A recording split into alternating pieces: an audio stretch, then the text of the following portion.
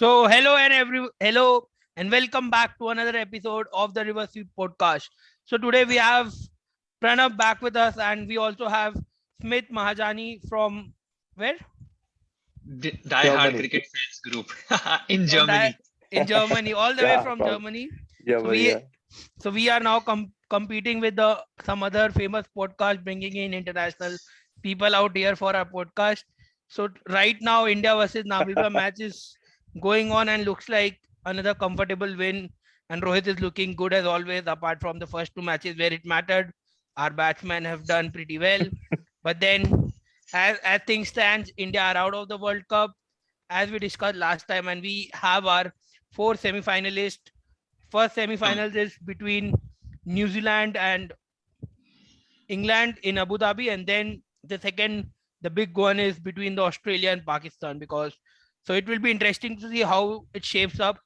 And as things stands today, it's the last day for Ravi Shastri as the head coach of our Indian national cricket team, and the new era after Shastri will begin. So today in the podcast, what we'll do is we'll go back, look upon Ravi Shastri's era and what changes he has done for good, what things are bad.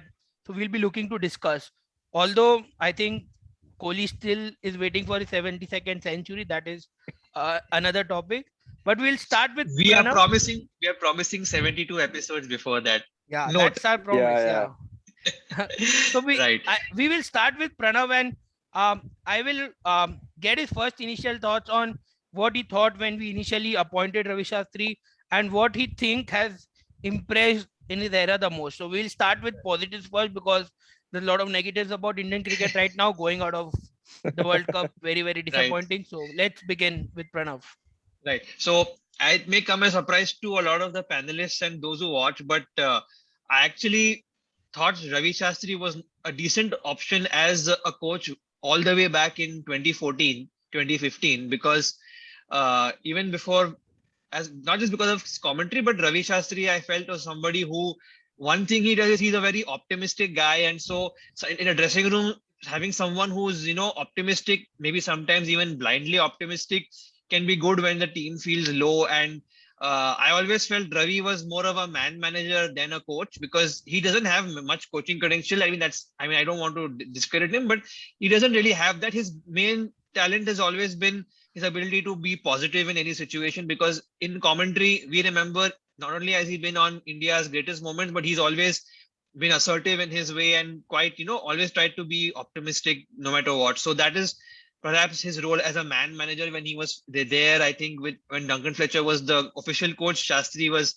the manager, or I called him the unofficial coach at that time. And the thing was, Ravi in his playing days also, he was not the most talented, and he still tried to make the most of his abilities. And of course, 85 World Series also, he had said famously that I'm only wanting to win this so that I can win the Audi. So he always had that little bit of air of arrogance about him, and that, as what they call, khadus behavior in Mumbai. So I thought initially that would be something that would help the team. And when he was still, I think, manager for the first year and a half, that is when Virat Kohli took over in Sri Lanka, him and Kohli actually have changed Ishant's career. Ishant went from being a guy who holds an end up to being a very aggressive, sometimes even quite uh, jungly type behavior on the pitch, but still getting wickets. So I think Ishant's transformation, Ravi and Virat deserve credit for that. And I think overall, the fast bowling culture also, which started obviously by Kohli, but even Shastri had always been saying that we need to take 20 wickets overseas. So fast bowling culture, I will give credit to Ravi for that. And although I think many also believe that Ravi is mostly even somebody who just says yes to Kohli. I think for the second series win in Australia, when like everybody was falling by the wayside like nine pins, the Indian team showed great guts, and that was kind of like a Ravi Shastri-esque kind of performance in a way, because he was a gutsy cricketer, and they also showed a lot of guts after having so many Yeah, body blows on and off the pitch. So I'll give Ravi credit for that. That infectious attitude of let's win and think positively and play that way. So from my side, I will give him credit for that.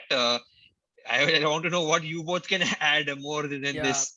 So I definitely agree with what you have said, and also you look at his interviews from past and also his latest interview today. Like he's someone who is not shy to accept the mistakes. Like he told straight away that we lacked the X factor in first two matches. We didn't give enough on the field, and that is the reason why we have lost. And he also told that it's I take pride in losses. So I believe he was someone who was not never shy of uh, losing or winning, irrespective, and he was not someone who would be afraid to accept the mistakes. Like if failures happens, learn to accept and move on. So that is, I think, that is was one of the most also credible factor that he built. I was from my side, as you told, I was not very spectacle about and not very happy when he was appointed as a coach, because he never coached as such previously. But he has definitely transformed many areas of Indian cricket team. I would like Smith to add some points if he has on what his favorite memory under Ravi Shastri was. If he has to take one memory, one, it may be anything. What do you think, Smith, will be forever remembered for 5 6 years, which he was served as the head coach? What is your favorite memory under Ravi Shastri's term? I think my favorite memory would be like what Pranav said. I think it would be the Australia tour, because at that point, Kohli had gone home. So due to personal reasons, we had so many injuries, and Rahane I felt was a good captain in that tour. But also, kind of Ravi Shastri. I think that one positive that I would give is he encouraged attacking cricket, and he encouraged confidence, because that was one thing that we used to lack as an Indian unit when we used to go away from home outside Asia. We used to lack that confidence to feel that we could do it. So in the past 4 years, I think we have seen this resurgence of, or not just resurgence, I think it would be a new, it was kind of a invention in the Indian cricket camp to see that kind of confidence going. Of course, India had the talent to execute those plans, but I think that confidence that Kohli and Shastri had brought to the Indian team, which was backed by good talent, pace attack, and some good depth in almost all the departments. But I think that confidence was something that was exhibited in this past Australia tour, because we saw how, despite all the injuries, India came through, won the series, and that too sealed the deal at the Gabba, where Australia hadn't lost for 32 years. So I think that is probably my favorite memory of it. And overall, I think I agree with both of you. I don't think I have anything else to add. The other Yeah. favorite memory is sarcastic. I don't think that is Which one? his Which one? visuals Okay. his visuals from the dressing room. I don't think I don't think that's a good, like, a और positive memory, but it's 2 minute के it लिए was 2 minute के लिए. that line he said. Yeah, that was yeah. I mean, I kind of found it hilarious sometimes. Sometimes it used to be irritating, but I'll be very I shocked if mean, Rahul Dravid sat I like was that. not entirely attentive because of something, some notification of the match popping up. But Smith and Piyush, I remember this moment so well that I literally was shocked and I cussed in my house in the living room. I don't think that time anyone was there, or my mom was asleep in her room. But I was absolutely so shocked that I put it up in various groups that what the hell is he saying? And some people were like, "You're joking. How he couldn't have possibly said that." And as you know how social media is, in no time video bhi aa gaya, and I mean, I just could not believe it. That what on earth? Yeah, How did this exactly. guy, no filter? How could he say it? I mean, and Exactly. what was Yeah, funny and was that too on a news channel. Melinda Farrell, who was an Australian journalist. Once she found out, she also put up a tweet saying Ravi Shastri's tweets comment literally translate to dash dash in the mouth. So, I mean, he was not wrong. I mean, I did feel a bit scared when Cummings and Stark and all started adding runs, and we made a winning match so close. But I can't believe he actually Yeah, said that Lion on and national Hazelwood TV. also. Yeah, Yeah, so that was, I think that is a moment we will not forget, and it's a huge meme, and stickers also on exactly. WhatsApp are made from it. So, Yeah. But I think Ravi was, those are not like positive. Like, that's a good memory, but it's a fun memory. But I don't think that's a yeah, positive memory that I would say. Ravi is always going to be a character, whether you like him or not. Yeah, He, exactly. Yeah, my that's sister true. also laughs when I talk about the cliches that he hits, and she's like, "Yeah, I mean, it's so Oh obvious. Why is man. he saying it?" But he had, because of his voice, the way he says it, it had a different impact. So, Yeah, yeah, exactly. Yeah, he had a different. as a commentator. Yeah. So I think that would be my favorite memory. The Australia win to on a serious note and on a fun note. I think it would be, and not just the line that he said during that tour, but also all the visuals which you saw in the dressing room from the beginning, and he would just come out of the team bus on the way to the stadium with a beer bottle in his hand. I mean, those photos were also hilarious. So I mean, he's, Well, yeah, he's a those lively things. we'd man. expect, yeah, we'd expect nothing less from Ravi, because Ravi Exactly. has always said that if they want to go, it will go enjoy, go have a cold one. So he's always that way been fun loving in that sense. Yeah. So Exactly. yeah. So looking at the positives, I think overall, if I have to summarize, under his reign, we have done phenomenally in the Test cricket. Like we have gone to England, we are leading 2-1. We have won away at West Indies. We have won away at Australia. We have thrashed everyone at home. That we used to do before as well, but giving that fight away from home was something that was missing. So as much credit as we give to Virat as well, I think Ravi Shastri deserves a fair bit of credit in there as well. So what do you think, like? But under him we couldn't win the World Cup. Like Mm. 2 World Cups I believe under his time, 2019 Yeah. and Yeah. Well, you and can, World Yeah. and And World all, Test yeah, Championship. you So can three even include yeah, three Champions cups. T20 Trophy. World T20 World Cup 2016 and 2015 World Cup as well, because he was manager there. But let's not. I think that's Yeah. still a little unfair. So But so if you Yeah, if you let's look at give that to those, Duncan Fletcher, I think. yeah, if you look at those, I think that is something that was right, missing. If we could have won any one major trophy, I think he would have gone down as one of the best coaches India has ever seen, because I don't think right. so anyone else had that much of. If you look at the major, Gary Custon won us the 2011 World Cup, and who was there in the 2013 ICC Champions Trophy? I don't remember who was our coach. Duncan Duncan Fletcher. Fletcher was the coach. He Duncan came Fletcher. immediately Duncan Fletcher after was the the World coach. Cup. Yeah. Okay, yeah. Immediately after the World Yeah. Cup. But those coaches were not like very known for Test series wins or away wins. What Ravi Shastri did. What do you think went wrong in those ICC major tournaments? Do you Right. think it's the tactics, or it's the overall balance, or why did you think, like, despite having one of the best squads during last 4-5 years, where we have dominated across the globe in bilateral series, but when it comes to the clutch tournaments, the major tournaments, there's something which we are lacking. So do you think Right. the blame has to go to Ravi Shastri, or do you think it's whole team? What do you think? So we'll start with Smith. Yeah, I think the blame has to go to Shastri, because when you give him credit for something, he also is equally deserving of the blame. But I don't think the main blame goes to Shastri. I would like to clarify that. I think the main blame still goes to Virat Kohli, because he's the captain. However, right now, since we are discussing Shastri, I think the main thing was, I remember reading about in 2011 how Gary Custon brought the team around 1 year before the World Cup, and they started mentally and mentally preparing for the World Cup. So I think that tournament mentality, it's not the same. I mean, it's still a tournament, but it's not the same as a bilateral. And I think that the because it's a tournament, a world tournament, it needs a different kind of a mindset. It needs different type of preparation, which I think this Indian team fell short of. First of all, if you look at the team selections, I think, I mean, if you look at just to give a example off the top of my mind, Virat Kohli started opening right in the in T20 as against England, and he said that he's going to practice that and play open in the IPL as well.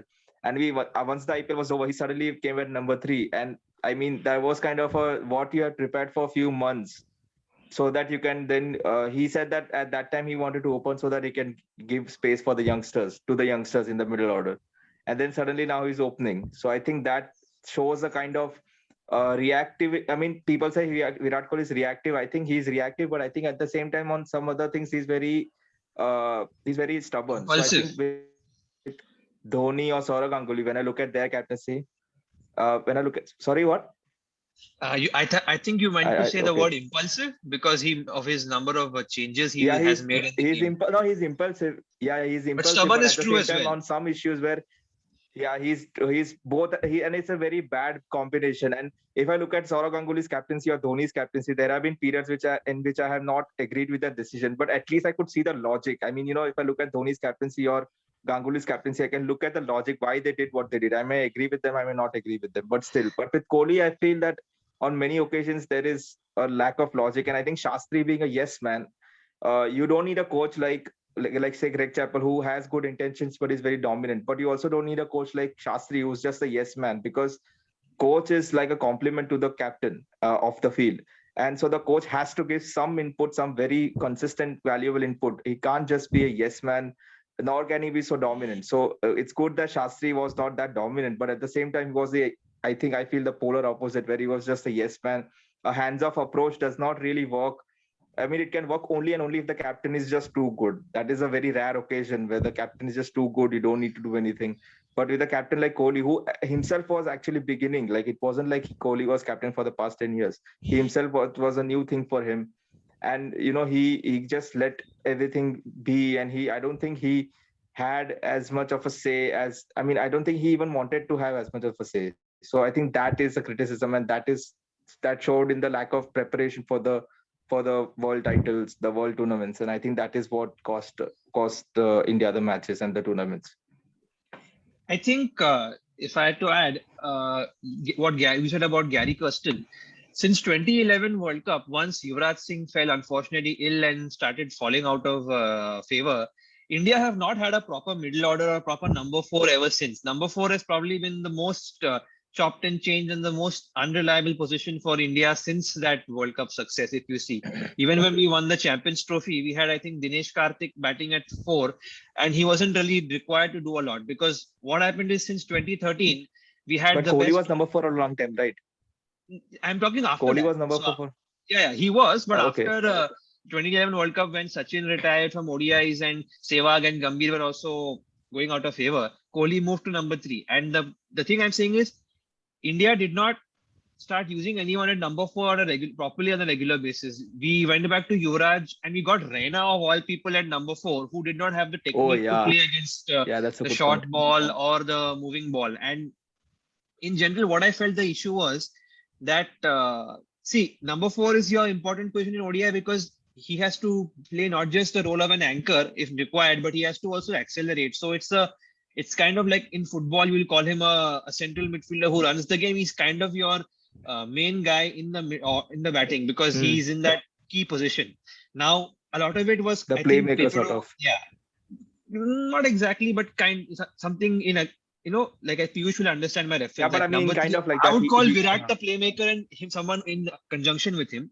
But the thing was, in 2013, Dhoni was also at the top of his game, and Raina was chipping in lower order, so that number 4 issue was not being felt as much. But what happened was, India's top 3 became the best top 3 for the past 7-8 years, and the middle order was very rarely being exposed in difficult situations. And then Dhoni's form also started to wane. And what happened was, 2017 Champions Trophy, 2019 World Cup, the same issue happened. When the one game in the final, when the middle order was called upon, they failed. And it's not surprising, because the whole event and even before that, they were not being tested at all. And what happened, what was the worst part was, after that mistake, we did not do anything much to rectify it. Shreyas Iyer got a chance, and then suddenly he was dropped. You brought back Ajinkya Rahane. Then suddenly you brought back Dinesh Karthik, who is just a good cameo player. He's not a number 4. Then KL Rahul, Vijay Shankar, Ambati Raidu. And Raidu, Virat Kohli had said in 2018, the West Indies series, he will be our number 4. And Virat Kohli tells many things, and then exactly. I think one more thing. So let me finish up. My point is, I think Ravi Shastri, the thing is, maybe he even may have told Virat that humko ye karna chahiye, but at the end of the day, in Indian cricket, it's the captain who takes all the decisions. And the thing was, when Smith said he's very stubborn, he's stubborn in the sense that if he says that I'm going to bat Dhoni at 7, like he did in that 2019 World Cup, he did that come what may. Even when in the semis, probably Dhoni should have come to bat at 4 or 5, he refused to budge from that. So that is where I think he's quite stubborn. And I think what happened was, under Kohli, perhaps the same winning mindset which Dhoni had was not there. Like, it was kind of like Kohli was the boss and the rest were, just, being under him. And perhaps they were not, having that same mentality, because Kohli probably expects everyone to be as good as him, and maybe others have slight fear because of his, imposing stature in comparison, say, to Dhoni, who's, much more laid back. And I would not, I honestly, as much as I want to give Ravi Shastri blame for this, I would not, because I don't think he had a whole lot to say in this. So I think that's why we failed in ICC events. And hence my rating for his ODI and limited overs would be below average, because bilaterals we were beating mostly everyone. And ICC events, we've repeated the same mistakes, not once, not twice, but on 3 or 4 occasions. Whereas in Test cricket, like you said, I would say his coaching would be above average, because, like I said, the 2 wins down under, even though the first one we say there was no Smith and Warner, but still that's good that we had 2 series wins in Australia, which no Indian team had done. But losing 4-1 in England to And that also England team, now. yeah, and losing 2-1 in South Africa was quite disappointing, Yeah. given the And New bowling Zealand attack we also. had. New Zealand, but we were completely outplayed. That's one series I'd say we had no chance. But I think in New Zealand we should have lost that way. Like I think that it was probably Yeah, but if the it was thing is, 1-0 or 1-1, I think. But the thing was, Smith, is that we're not used to New Zealand conditions, and both times we lost the toss. I'm again not trying to blame the toss, but India were like completely outplayed. We didn't have much of a chance. Whereas in England and South Africa, we did not capitalize on chances. Whereas this time in England, thankfully we did. But again, we were fortunate there was no Archer, Ben Stokes as well. So this England team was perhaps at its weakest. But Yeah. again, I would still say good. At least we have not lost a series away. So I would say above average in tests and below average in limited overs. So I would rate him as bang average. And that's my rating for him. Piyush, you Yeah. can add anything, because I don't know what else to say about our knockout. Yeah, just one and, more. I just wanted to add one more thing, one small joke. I think when you said about number 4, right? I think in 2019, literally, before the World Cup, just before the World Cup, I and my friends sat and made a list called the number 4-11, and there were actually 11 players and 2 of them were all-rounders who could actually, who had actually played a number 4 in under Kohli's captaincy. They could have formed their own playing 11. Wow. That's Yeah, how I'm not how much surprised. number 4 was switched. Yeah, Literally 11 so players were I there. think what went wrong in major tournaments was the tactical decisions, because both Kohli and Shastri are someone who doesn't think tactically. They keep emotions ahead of sometimes about the tactical, and both of them are somewhat similar Nice. in between the ego and the stubbornness, because they don't change with the tactics. Because if you see this World Cup as well, you had the leggy Rahul Chahar. He might have not done well today against Namibia, but the thing is, you see how other leggies have done. I think if you had picked Rahul Chahar ahead of your best spinner, leg spinner in last 5-6 years, Yuzvendra Chahal, then you He has should to play. probably has to play, and you kept Yeah. Ashwin as well, and Ashwin is someone who is known for the experience. So if you are backing the experience in a bigger tournament, why not play him in the 2 most important games of the tournament? So, Yeah. if you look at overall And just decision, one point, it has Rahul been Chahar, very- even though he failed today, he's been put in a position to fail, because it's a dead game.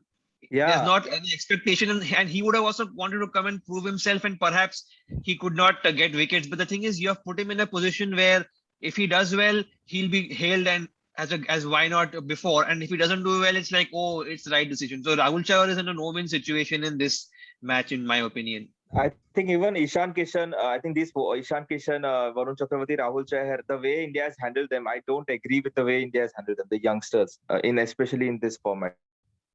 Yep. T20. Agreed. I think So if we that have to is summarize, in recent times, I think is a very big drawback. yeah. So that is one interesting thing that we can look for is Rahul Dravid has worked with the youth teams a lot, under 90s, under 21s, whatever you say, and the academy as well. So one thing we'll definitely be very excited about is how do we integrate and how do we transition to our next era. So probably after the 2023 World Cup is so the next major test for Rahul Dravid will be to building a team for 2022 World Cup, which is in Australia under Rohit Sharma. I think Virat Kohli more or less confirmed today in the press conference that Rohit Sharma is likely to get that captaincy from him. It will be amazing to see if Virat does play T20s. I believe he shouldn't, but let's see how we build out. But if we have to summarize Ravi Shastri's era, I think it has been mixed, I believe, but it has been for a good. If you leave out the ICC trophies, it will come down the lane. But what he has done is he has made our core very strong, and the mentality. Yeah. And the mentality. But you can't leave out ICC trophies, like you just remove the major chunk of that the whole will come argument. once Virat Kohli is gone. I Gone believe. is kept. So I think Yeah, a good that's way true. of summarizing him is that lots and lots of potential, but not delivering up to the standards that, I guess Indian fans and given the talent we have that, was to deliver. I mean, if you're saying bilaterals, then I think we have done exactly what was expected, because I don't think you can name more than one team or two teams in at least from 2017 to 2019 who were better than India, because India was till the 2019 World Cup, at least India had very, very good bilateral records. After that, it's been a little bit mixed bag, and I guess some players chopping and change. But I think it's an era that promised a lot Yeah. and did not deliver enough. I mean, even one ICC trophy, if we had won, I think we would have been satisfied, and even I would have, reduced my dislike or my criticism of Shastri. But Yeah. that not having an ICC event under our belt after so long, especially I think even though World Test Championship final did not have that hype, I felt bad because we worked so hard in Australia to win that series and get there. Because had we not won the series, I think Yeah. Australia would have been in the final, and they would Yeah. definitely beat New Zealand, because New Zealand just Yeah, bent and to despite the Australia. points table changing, point system changing, we still made it through. Like, despite all those things, we still made it through. So I think, yeah, that was kind of a travesty that we didn't win the WTC final. yeah, But for Rahul Dravid, I'd like to say your viewer made good points. He has handled the NCA, he has handled the under 19 and A teams. So I guess with a lot of the young players, he has some kind of rapport. But remember, when he was captain of India, we had the whole Chapel saga. I'm not blaming Rahul entirely, but see, he's somebody who never liked being in the limelight. He always liked being in the shadow. And as India coach, he'll again be in the firing line. And again for DC and RR also, his RR, they did well in one season, that is 2013, I think, under his captaincy. But 2014 we saw how they collapsed, and even DC didn't do too well under him. So that will be really his test. And I guess since Kohli is not going to have the same control as he did under Shastri, it will be interesting to see how he manages with both Rohit and with Virat side by side. Because I guess there are rumors that Rahul wants Rohit as ODI captain, which I think is good, because there's no point having Kohli as Test and ODI captain when clearly in limited overs his captaincy is the issue and you Yeah. want somebody else. So it'll be interesting to see how he works with them, because he can certainly impart a lot of knowledge, technical skill wise and all. But coaching, I don't know what more can he actually do, because I think like how say a team like New Zealand and England who do so much data analysis,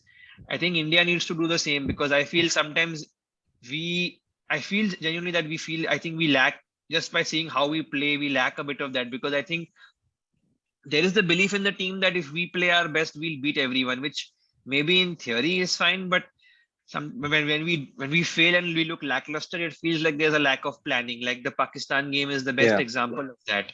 So I'd like to see more planning done under Rahul Dravid for the limited overs and for all the formats, I'd say, but limited overs in particular, because that is where in the knockouts we have really suffered. Test match cricket, we somehow will still win most of the time because we are superior to all the teams. So I'd like to see more data analysis, more plans made for all the team batsmen, and a good flexible approach, because it's important that, it's good to have your first 11 and your first choice and all the numbers, but it's also important that you decide maybe at that situation, you take a chance and say, for example, send Hardik Pandya at 4 or 3 to go and slog 20 of 9. Just an example. Yeah. Like that. A more flexible approach, I guess. That's what, when Piyush was talking about tactics, flexibility is one thing that has to be considered, because I think, and also try to nurture more all-rounders. I mean, that's the biggest problem under Virat. We have only specialist bowlers, and you cannot go in with 5 bowlers in T20, let alone ODIs. We need more all-rounders who can fill in slot. Like under Dhoni, that was the one thing.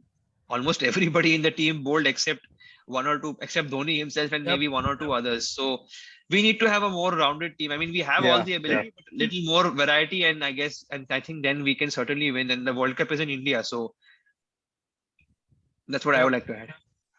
Yeah. So I think you have perfectly summed up the problems which Rahul Dravid has to face, or what Ravi Shastri didn't do, and we should start implementing if we need to win those ICT tournaments. But I think overall, I'm happy with what Ravi Shastri has given to the Indian cricket, and he's been a great servant. And hopefully he'll manage a IPL team as per the rumors. So let's see how he does there. I believe he will be good enough, although it's in a dry state, so they might have to look after him. But that Oh, that no, that is no worries. Ravi will use his contact like a true South Mumbaiker and get Ravi his will, yeah, get his quota. He'll get so his. exactly. so it was great discussing about Ravi Yeah. Shastri, and then just let's quickly jump up to the semi-final predictions. So we have our first semi-final between New Zealand and England in Abu Dhabi. Do you think it will be a one-side England. England win? England should win, but again, T20 cricket is like you said, you need just a few good moments. I just think, Don't tell like Virat Kohli 2 hours of bad yeah, cricket. I think England should win because England is Yeah. so New Zealand is by far the weakest of the four teams because I think their bowling is quite good, but really, I think Sodhi and Santa will get demolished by the English power batting, and their New Zealand batting also is quite reliant and top heavy. So And I I think think New Zealand has Abu to play Dhabi. really well. I think Australia is the weakest of the four. No, I don't believe that. But I think Abu Dhabi will suit England more than any other team because Abu Dhabi's surface has looked pretty good for batting, be it batting first, batting second. We have seen Yeah, then 180, 190 scores. certainly England are very good at demolishing any kind of bowling on good batting pitches. So England are heavy Yeah. favorites. I would be very surprised if New Zealand they have to really pull up their socks and play really well to win. I think Pakistan Australia game is close Yeah, I think England are favorites. because actually Pakistan has never beaten Australia in any knockout game ever. So that is one thing. Pakistan have a poor record against Australia in general in the last many years. So it'll be interesting to see how Pakistan can take that mental, block. Which I guess it should not be an issue because when Pakistan are on a roll, as they have been, it's a question of just them getting things right. And this Australian team, their bowling is good. Like I said, batting is the worry, and it's going to be a good contest. Pakistan bowling, both the teams bowling against both the teams batting is actually going to be an interesting contest. So maybe Pakistan is due one bad day, or maybe Australia is due to be exposed, which England did. So let's see. That's a more interesting semi-final in my opinion. So But Pranav is going for Pakistan versus England final. yeah, that was my final before, and I'll stick to that just by a little bit. Okay, Smith, Pakistan is like- who do you think Yeah, are competing in the finals? I think England, New Zealand. I think England are favorites. Although I won't rule out New Zealand, and I don't think that New Zealand is the weakest. I think Australia is the weakest of the four semi-finalists. So I think that it should be Pakistan, Australia should be close. I think Pakistan, in my opinion, are favorites by a small margin. But I mean, you can't say anything because, like Pranav said, Pakistan's record against Australia in knockouts in ICC events in general hasn't been that good. But this is the year where Pakistan breaks records, I guess. So I think that's also a possibility that with the way Pakistan has been playing, I think you can't rule out Pakistan even demolishing Australia. However, like Australia also have they step up their game when it comes to ICC tournaments. So like we have seen in this tournament itself. So I think that it will be close. I think Pakistan has slight favorites, and in the other game, I think England are favorites by some margin. Although I won't rule out New Zealand. So I think as Indian it's fans, Pakistan, England it's in the final. difficult for us to choose from all four whom to support because even though New Zealand perhaps is the easiest to support, they've been our nemesis of late, and the other three we don't need to explain why it's difficult. No, I to don't support. really have a problem with. I don't really have a problem with Pakistan and New Zealand. I mean, in cricket, I'm talking about. I don't really have a problem with Pakistan or New Zealand. Smith, I just don't don't say like that. England, This might be Australia, your and Bangladesh. last These are the three teams. episode on the podcast. No, Huge I predictions, please. genuinely don't hate Pakistan unless it's. That doesn't mean that I want Pakistan to win against India. I hate Pakistan when they play India, but overall, I don't think. I mean, I hate Australia, England, and Bangladesh. These are the three teams I don't Yeah, like. So I mean, I personally would prefer anyone but Australia because growing up having to watch them dominate so much night, it always reminds me whenever I see them at the fag end of ICC events. Anyway, but- huge predictions. Yeah. But I'm sticking with my first prediction, which I did on the first episode of T20 review, was England versus Australia final, and I think that is still on. I think Australia when it a comes good to chance of clutch, it. Australia when it comes Good to chance, yeah. clutch situation, and big ICC World Cups, they somehow turn up despite having, if you remember, 2019 semis. There is semis, no, in 2019, no. Yeah, but they got Yeah, they yeah, did, and they they were got thrashed by humiliated by England. England. Yeah, Yeah, Absolutely. exactly. they were. But the thing is, no one even gave us them the chance to reach the semi-final in the first place because of how their squad was. But somehow, even in 2015 when they won the World Cup, their squad was not that uh good to lift that 50-over World Cup. Going into the World Cup, they were not I in great disagree form. there. They were definitely the They best rounded side then. rounded, But 2019, I agree. 2019, I Yeah, agree with but you I don't because think they had a serious chance at the World Cup last time. I don't think yeah, so. but no one I predicted mean, them to they be in were semis one of as the well. favorites, but yeah, Yeah, so but I think yeah. I mean, Australia and yes, ICC sort of, events, yeah.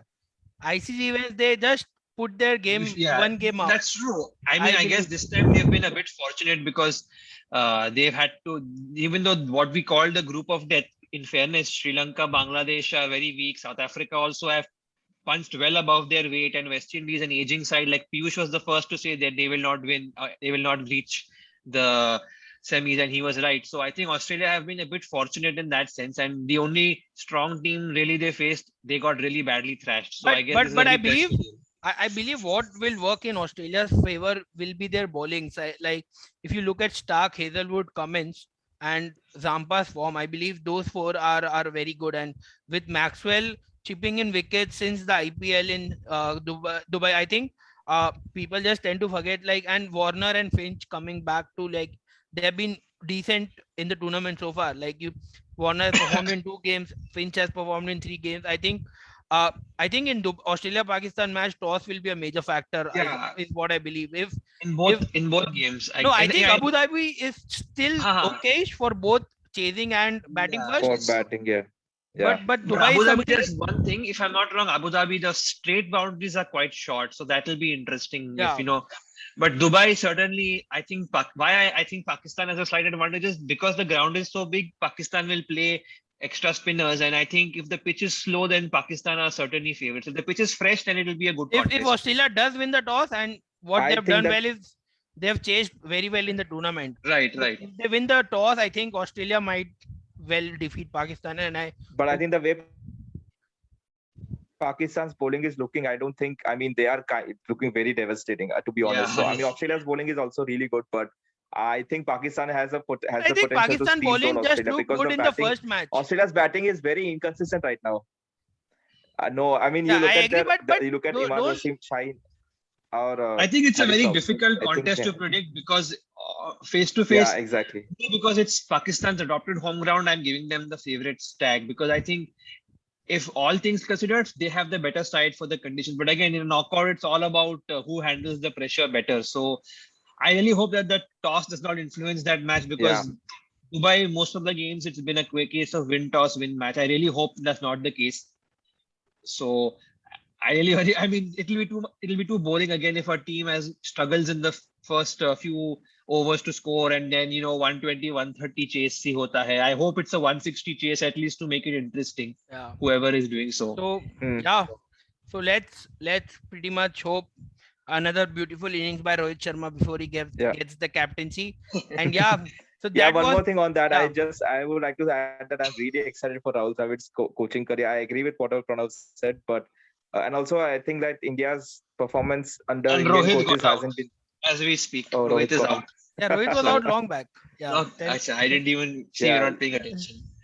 So I think I'm really excited for Dravid because he's my favorite cricketer right now. Like not right now, I mean of all time. So right now I'm really excited for him, but let's see how it goes.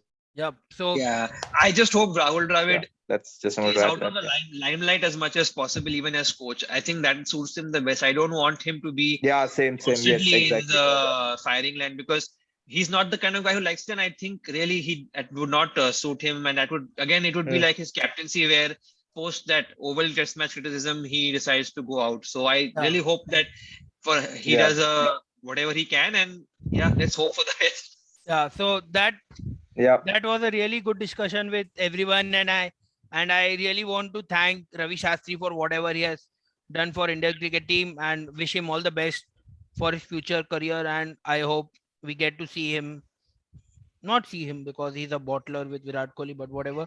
But yeah, so that was thank you Pranav and thank you Smith for taking out time and coming out for this episode. And guys, do share, like, and subscribe to the Reverse Please Switch tell us podcast. what should we cover more? Something interesting topics like this, hopefully. Yep.